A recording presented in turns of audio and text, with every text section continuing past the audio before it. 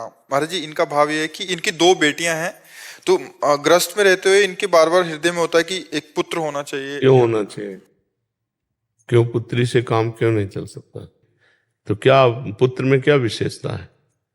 देखो कितने ऐसे पुत्र हैं जो अपने माता पिता को डंडा मारते हैं, थप्पड़ मारते हैं।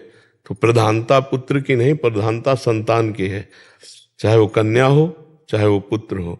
अगर कन्या है तो उनको पुत्र ही मानकर उनका पालन पोषण करो, अच्छे वर से उनका वरण करो, अपनी संपत्ति उनको प्रदान कर दो, हो गया।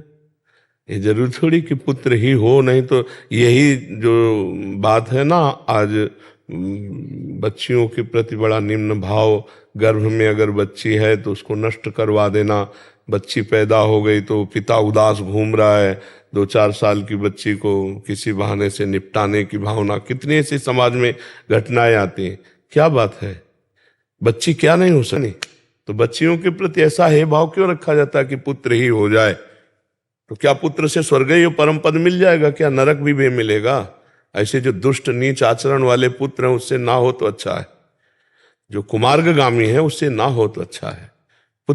और जो लड़की के प्रति भेदभाव रखते हैं तो ये लड़का कहां से पैदा हो जाएगा? फिर ये सृष्टि कहां से चलेगी? ये तो जननी है, पूरी सृष्टि की जननी है। और स्त्री स्वरूप होकर आप ऐसा सोचे तो आप भी तो किसी की पुत्री थी। आपके प्रति यदि खास भावना होता तो आप आज विराजमान ना होते। और हम कह रहे लड़की में क्या कमी है? उससे भी तो हमको वही गति प्राप्त होगी, वही गति प्राप्त होगी जिसके गर्भ से पुत्री भगवान की भक्त और पतिव्रता और साध्वी, उसका परिवार तर जाए, 21 पीढ़ियां तर जाती, चाहे लड़का हो चाहे लड़की। तो हमें लगता है थोड़ा सा समाज में ये दिमाग में बैठा है कि इसको ब्याह करना होगा, दहेज इतना देना होगा, ऐसी भावनाएं लौकिक है। लेकिन परमार्थ में ऐसा नहीं है, अध्यात्म में ऐसा नहीं। समान भाव है, समान भाव भगवान सबको देते हैं, सब पर बराबर दया कृपा भगवान की है। तो आप माता पिता पुत्र हो जाए अच्छी बात है, लेकिन पुत्र के लिए श्रेष्ठता का भाव रखकर बच्चियों पर हे भाव करना ये उत्तम बात नहीं है। ये बहुत पाप की बात है, इससे बहुत पाप होते हैं, बहुत पाप होते हैं। मान लो एक गरीब किसान आदमी है, उसके दिमाग में आए 2 पुत्रियां, कहाँ से लाखों रुपया लाएंगे, खेती बिकेगी, फिर वो उसके प्रति हे भाव रखते हैं। और कहीं ना कहीं मतलब वो ऐसे कितनी बच्चियों को हमें दिखाया गया जो कूड़ादानों में फेंक दी गई। बच्चियां छोटी छोटी बोरे में बंधी हुई, कपड़े में लपटी हुई, नवजात, नाल छेदन भी नहीं हुआ, ऐसे फेंक फेंक दिया।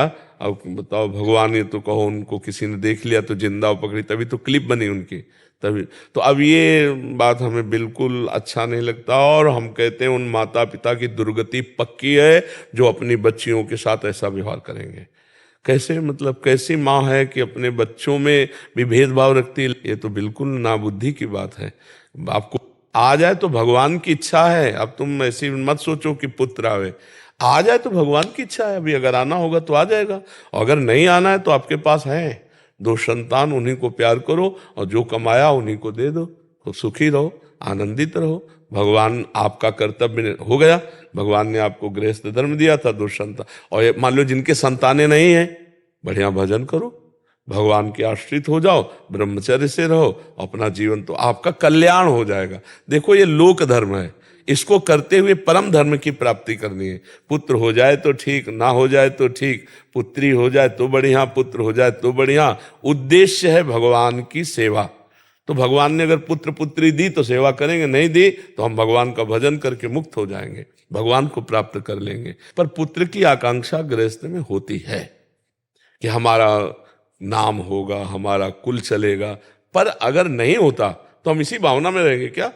अरे हमारे सबसे बड़ी भावना है इस जन्म में हम ऐसा कर्म करें कि भगवान की प्राप्ति हो जाए, आवागमन के चक्र से छूट जाए। नहीं भैया, ये पुत्र और पुत्री आवागमन से मुक्त नहीं करा सकते, और बिगड़ गई तो जीवन बर्बाद हो जाएगा। मान लो पुत्र हुआ बढ़िया और इसके बाद उसके आचरण बिगड़ते चले गए, अब वो ऐसे कांड किए कि तो उसके वो जेल जाएगा अब जीवन भर। या बुद्धि बदल गई, देश विदेश वो अपना कमा रहा है, अब यहाँ बूढ़े बैठे उनकी याद में चिंतन। जीवन को संभालना है तो ये भगवान की सेवा है।